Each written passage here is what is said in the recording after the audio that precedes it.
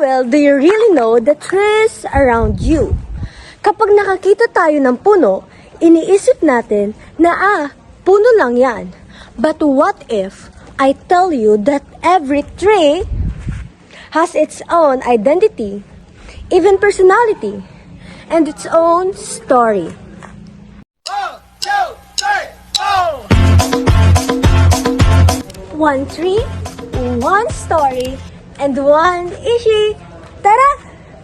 And for today's video, we are going to get to know one of the most underrated native trees here in the Philippines, ang tuay, or mas kilala scientifically, Biscoffia japonica. Kabilang rin siya sa family ng Pilliantaceae. Ngayon, tingnan naman natin ang itsura nito.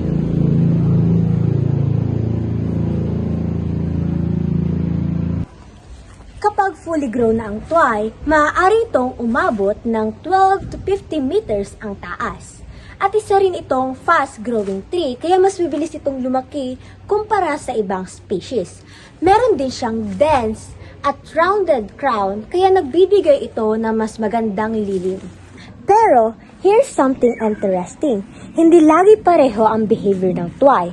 Kapag ito ay tinanim mo sa mas basang lugar, katulad ng riverbanks or swampy areas, hindi naglalagas ang dahon na ito or itinatawag na evergreen. Ngunit, kapag sa mas tuyong lugar mo naman ito itinanim, ang mga dahon nito ay naglalagas o tinatawag na deciduous.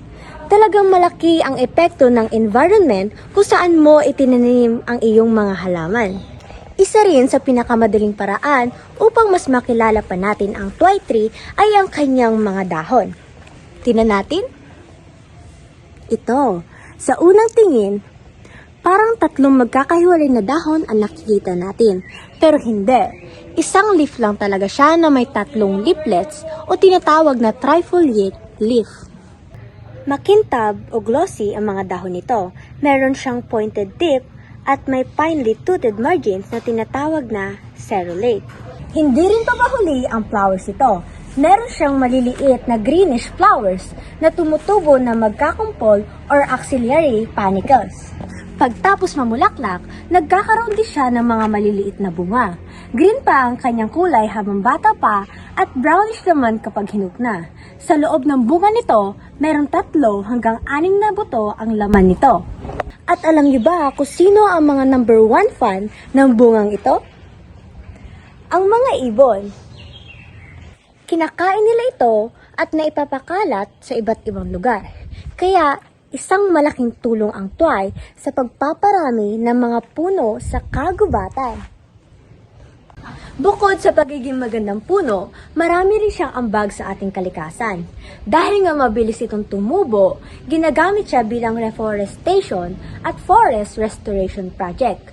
Ang matibay nitong root system ay pumipigil ng soil erosion lalo na sa mga lugar na malapit sa ilog at matatarik na lugar.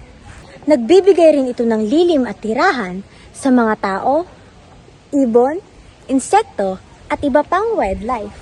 Hindi lamang iyon, kilala rin ang tuay dahil sa matigas at matibay nitong kahoy na pwedeng panggawa ng bahay, furniture, tulay at iba pa. At bago tayo magtapos, here's another interesting fact. Hindi lang pala ang kahoy ang mahalaga sa tuay, kundi pati na rin ang leaves, barks, at sap nito na ginagamit sa ibang bansa bilang traditional medicine. Ayon sa ilang pag-aaral, meron itong antioxidant, antimicrobial, at anti-inflammatory properties kaya ginagamit ito bilang herbal remedy sa stomach ache, toothache, ubo, sore throat, lagnat, at ibang mga sugat. Pero tandaan, hindi ito kapalit ng mga inireseta ng doktor at kailangan pa rin natin ng tamang medical advice. So we would have thought na sa likod na isang simpleng puno lamang ay napakaraming interesting facts at malaki ang ambag sa ating kalikasan. Kaya next time na makakita tayo ng puno, don't just see it as a tree. See the story it carries. Yun lamang, salamat sa panonood. Bye-bye!